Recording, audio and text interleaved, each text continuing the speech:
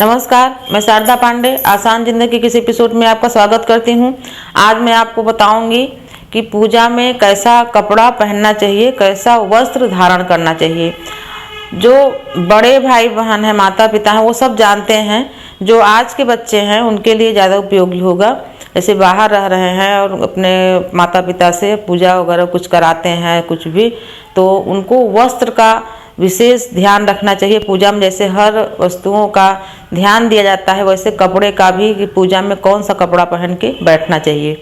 तो सबसे पहले पूजा में जो भी कपड़ा पहने, वो जैसे कि मान लो बहुत कीमती कपड़ा है, आप पूजा के लिए बनवाए और किसी कारणवश वो जल गया अगरबत्ती से या किसी कारणवश, तो उस वस्त्र को, जला हुआ वस्त्र को पूजा में धारण नहीं करना चाहिए। कभी कभी ऐसा होता है कि कोई नया वस्त्र हम हैंगर वगैरह में टांगे रहते हैं बाहर, तो उसको चूहा कुतर देते हैं। तो हम बोलते हैं चलो भाई क्या हुआ, चूहा कुतर दिया, तो फिर भी उसको पूजा में पहन लेते हैं। तो ये दोषपूर्ण बातें हैं। चूहा का कतरा हुआ वस्त्र भी कितना भी कीमती रहे, पूजा में नहीं पहनना चाहिए। उसी तरीके से जैसे मान लीजिए किसी तरह से जला या कटा हुआ कपड़ा को सिल लिए या रफू वगैरह करवा के पहनते हैं, तो वो खंडित माना जाता है वस्त्र। उस वस्त्र को भी हम धारण नहीं करते किसी भी पूजा में। उसी तरह से झीना या पारदर्शी वस्त्र जो होते हैं, आर पार दिखने वाले या शरीर से बिल्कुल चिपके हुए, माताएं बहनें तो ब्लाउज वगैरह पहनती हैं, वो ठीक है। जो भाई लोग हैं वो एकदम शरीर से चिपका हुआ जीन्स और जैसे टी शर्ट वगैरह है, ये पूजा में धारण नहीं करना चाहिए। पूजा में जब भी बैठें तो पैजामा कुर्ता या धोती कुर्ता इस टाइप के वस्त्र धारण करते हैं, और यही पूजा में शुभ भी माना गया है। इसी तरह के वस्त्र धारण करना चाहिए। उसी तरीके से हम जो पूजा करते हैं या कराते हैं, उन सब पूजा में लाल और पीला और केसरिया रंग का वस्त्र हर पूजा में धारण किया जाता है। जैसे कि हम हफ्तावारी जो पूजा करते हैं, वो सभी जानते हैं कि गुरुवार के दिन हम पीला वस्त्र धारण करते हैं। और जो भी पूजा हम करते हैं, जैसे शुक्रवार का है तो उसमें क्रीम कलर का, जो भी शुक्र का जैसे विशेष पूजा करा रहे हैं, तो नहीं तो लाल और पीला और केसरिया हर पूजा में होता है। कोई विशेष पूजा में वस्त्र भी विशेष ही धारण कराया जाता है। भगवान सूर्य नारायण के मान लीजिए कोई आप व्रत करे, उद्यापन कर रहे हैं, तो माताएं लाल साड़ी पहनती हैं और या पीला, और पुरुष भाई केसरिया, पीला, सफ़ेद भी पहनते हैं। ऐसा ही पहनना चाहिए वस्त्र। और काला और गाढ़ा नीला ये वस्त्र, ये सब नॉर्मली जो पूजा होते हैं, किसी विशेष भी पूजा में, जैसे मान लो आप हवन करा रहे हो, महामृत्युंजय जी के जाप करा रहे हो, अखंड रामायण करा रहे हो, तो जैसे कि कभी कभी काली साड़ी, खूब सुंदर साड़ी रहती है कि हम इस पूजा में बैठ के अभिषेक करेंगे, हवन करेंगे, सुंदर साड़ी है काले रंग की, तो आप उसको और कहीं भी पहनिए। पार्टी वगैरह में पूजा में काले रंग की साड़ी या गाढ़े नीले रंग की साड़ी नहीं पहनना चाहिए। पूजा में हल्के कपड़े पहनना चाहिए, और लाल पीले केसरिया ये सब चल जाते हैं, गाढ़ा कपड़ा नहीं पहनना चाहिए। गाढ़ा वस्त्र जो पीला और काला है, ये माँ महाकाली, भगवान शनि जी को और भगवान यम जी को प्रसन्न करने के लिए पहना जाता है। इनके किसी भी विशेष पूजन में, हवन में, इनकी प्रसन्नता के लिए ये वस्त्र धारण किए जाते हैं पूजा के समय। और इनके दिन, यानी जिस दिन इनका पूजा होता है, उस दिन पूरे दिन हम इस वस्त्र को धारण किए रहते हैं इनके प्रसन्नता के लिए। जैसे कि किसी को क्या पसंद है भोजन, तो देवी देवता को भी हम वही भोग लगाते हैं। उसी प्रकार से उनको जो वस्त्र पसंद रहता है, उसी वस्त्र को हम पहन के उनके सन्मुख या उनके सामने जाते हैं, उनकी सारी विधियां पूजा पाठ का पूरी करते हैं। उसी तरीके से जो वस्त्र हम धारण करते हैं, मान लीजिए आप कहीं रिश्तेदारी में गए, कहीं भी गए, तो आपको कोई वस्त्र दिया है तो उसको दान माना जाता है, यानी कि दान में पाया हुआ वस्त्र, वो चाहे माताएं हो, चाहे भाई हो, चाहे कोई भी हो। जैसे आप कहीं का दिया हुआ वस्त्र पाए हैं, तो उसको पूजा में नहीं पहनना चाहिए। पूजा में हम अपने धन का, अपने पैसे का वस्त्र बनवाएं। इसलिए पंडित जी लोग बोलते हैं कि पूजा में अपने लिए भी वस्त्र बनवाओ, पंडित जी के लिए भी बनवाते हैं। तो अपने पैसे का बनाया हुआ वस्त्र, साड़ी जो माताएं बहनें पहनती हैं और भाई लोग जो कुर्ता पजामा या गमछा जो भी लेते हैं वो अपने पैसा का होना चाहिए। ऐसा भी पूजा में विधि है, माना जाता है।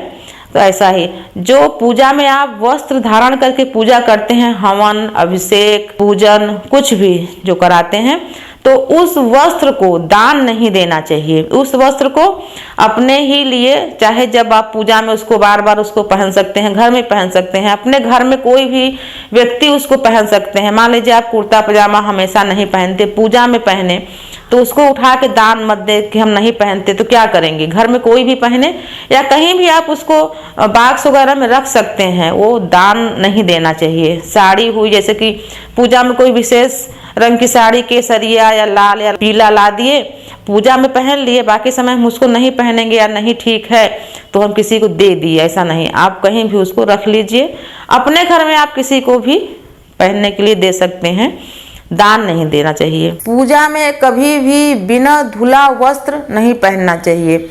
जैसे कि मान लीजिए जो हम वस्त्र खरीद के लाते हैं पूजा में, तो मतलब वो सिलने के लिए जो भी सिलते हैं, फिर कई हाथों से गुजर के आता है, तो उसको उसे तो धुल के ही पहनना चाहिए। लेकिन जैसे नहीं धुलते हैं तो गंगा जल, कुश घास से गंगा जल उस पर छिड़कें 3 बार, और जो पूजा का वस्त्र है मतलब उसको शुद्धिकरण करके ही पहना जाता है। सीधे ला के सिला के या जो भी बाजार से ला के नहीं पहना जाता, पहले तो उसको धुला जाता है। और जैसे कि नहीं धुलते हैं, जैसे कि धुलने के बाद फिर वो सिकुड़ जाएगा, फिर उसको प्रेस करें, तो आप गंगा जल या साधारण जल ही कुश घास में अगर डुबा के 3 बार या 5 बार उसको शुद्धिकरण करें, और चारों कोनों में जो पूजा का वस्त्र है उसमें हल्दी जरूर टीके। ये बहुत ही जरूरी रहता है और बहुत ही शुभ होता है।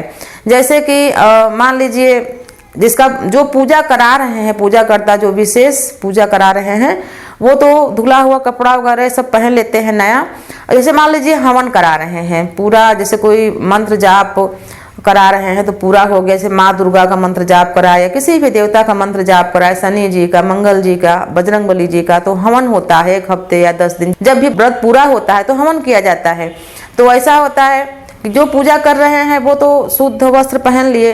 कभी कभी माताएं बहनें या घर के अन्य लोग, आजकल के जो बच्चे हैं, तो खूंटी में या हैंगर में टंगा हुआ कपड़ा है, कोई भी उनको अच्छा लगा और वो 2-4 बार पहना हुआ है, खाना वगैरह खाए रहते हैं, बिस्तर में उसी कपड़े पहन के लेटे रहते हैं, 2-4 बार पहन के यहाँ वहाँ बाहर भीतर गए, फिर भी उसी कपड़े को पहन के, तो क्या हुआ, चलो ऐसे करके हवन करने लगते हैं। नहीं, चाहे वो घर के व्यक्ति हों या जो भी सम्मिलित हों, रिश्तेदार या आस पड़ोस के लोग, वो वस्त्र कितना भी पुराना क्यों न रहे, लेकिन फटा जला कटा नहीं होना चाहिए, वस्त्र धुला होना चाहिए। धुला हुआ वस्त्र पहन कर ही पूजा में बैठें। और हवन में जब हवन करते हैं या आरती करते हैं, कि जो व्यक्ति आरती कर रहा है वो धुला हुआ कपड़ा पहना है, बाकी जो पीछे से आरती दोहरा रहे हैं, गा रहे हैं, वो कैसे भी कपड़ा, चलो भाई पहन के आरती तो करना है। जैसे माँ दुर्गा की आरती हुई, किसी भी की आरती हुई, तो घर के सब सदस्य आरती करते हैं, तो धुला हुआ कपड़ा पहन के ही आरती करनी चाहिए। कपड़ा अशुद्ध कब होता है? जैसे मान लीजिए आप पूजा के दौरान पूजा का वस्त्र धारण किए हैं और देर हो रहा है, जैसे कुछ भी, तो आपको बाथरूम जाना है, तो आप उसी वस्त्र को पहन के मत जाएं। उस वस्त्र को उतार के फिर बाथरूम जाएं, अच्छे से हाथ मुंह धो के फिर उस वस्त्र को धारण करें। जैसे कि आप पूजा का वस्त्र पहने हैं और कुछ खा लिए, जैसे पूजा जो जाप होता है, तो जाप का यही नियम है कि जो जाप कराते हैं वो भी पंडित जी के पास बैठे रहते हैं, ऐसा भी नियम है। तो बहुत सारे लोग संकल्प करके और पंडित जी को मतलब जाप करने के लिए बोल देते हैं, ऐसा भी होता है। तो मान लीजिए कि काफ़ी देर हो गया, तो आप उसी वस्त्र में कुछ नाश्ता वगैरह कर लिए जो पूजा का वस्त्र है, और फिर उसको उतार के रख दिए कि चलो हम थोड़ा सा खाना ही तो खाए हैं, तो वो वस्त्र फिर अशुद्ध माना जाता है। खाना खा लिए और मान लीजिए आप पूजा का वस्त्र पहन के बिस्तर में लेट गए, तो मतलब पूजा काफ़ी देर हुआ है, बैठे थे तो बिस्तर में लेट गए और फिर उस वस्त्र को उतार के रख दिए कि चलो शुद्ध ही तो है, तो नहीं, ये अशुद्ध माना जाता है। बिस्तर में लेटा हुआ वस्त्र, खाना खा लिए, बाथरूम गए और वस्त्र पहन के अपने घर के दहलीज के बाहर कुछ भी 1 मिनट के लिए भी गए, दुआरे खड़े होकर बात कर रहे हैं कुछ भी, या उसी वस्त्र को पहन के मंदिर गए या थोड़ा टहलने गए, तो तब भी उस वस्त्र को अशुद्ध माना जाता है। अपने घर के दहलीज के बाहर अगर कदम रखते हैं तो ऐसी मान्यता है कि जो पूजा का वस्त्र है उसको फिर धुल के पहनना चाहिए। मान लीजिए आप उस वस्त्र को पहन के खाना खाए, लेट गए, बाथरूम गए, तो फिर उसको धुल के ही पहनना चाहिए।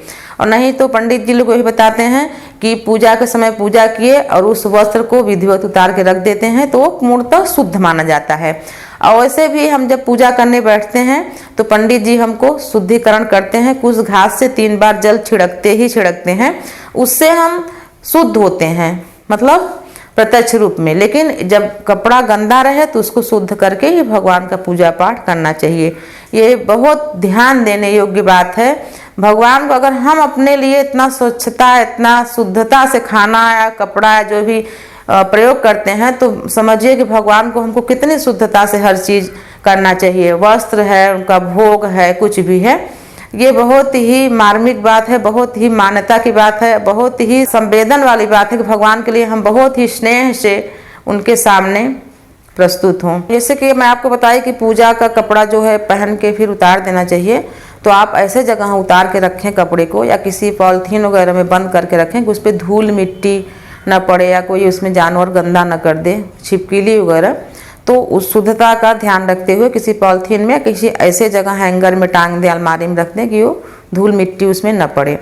जो हम पूजा कराते हैं जब, तो पंडित जी को भी पूरा विधिवत वस्त्र दान देते हैं, तो उस वस्त्र को भी शुद्धिकरण अपने से, आप पंडित जी नहीं करेंगे, उसको आपको अपने से करना पड़ता है। उसको आप अपने से जल से शुद्ध करके, और जैसे मैं बताई हूँ हल्दी लगाना चाहिए, तो ये पूर्णतः दान योग्य वस्त्र हो जाते हैं। तो आपको मैं बताई कि पूजा में आपको किस किस प्रकार के वस्त्र धारण करने चाहिए। जैसे कि मान लीजिए ये जो फाल वगैरह लगाते हैं या गोटा वगैरह जो लगाते हैं साड़ियों में, किसी कारण बस वो फट गया है, खिंच गया है कुछ भी, तो ये खोट माना जाता है। इस प्रकार की साड़ियाँ या कोई कपड़ा, कोई वस्त्र नहीं धारण करना चाहिए। ऊनी वस्त्र को भी शुद्ध मानते हैं, जैसे जाड़ा वगैरह पड़ता है तो ऊनी वस्त्र को भी शुद्ध मानते हैं। उसको धुल के पूजा में पहना जा सकता है और उसको शुद्धतापूर्ण उतार के फिर पूजा में पहना जा सकता है। तो मैं आपको पूजा में किस प्रकार के वस्त्र धारण करना चाहिए ये विधिवत बताई हूँ।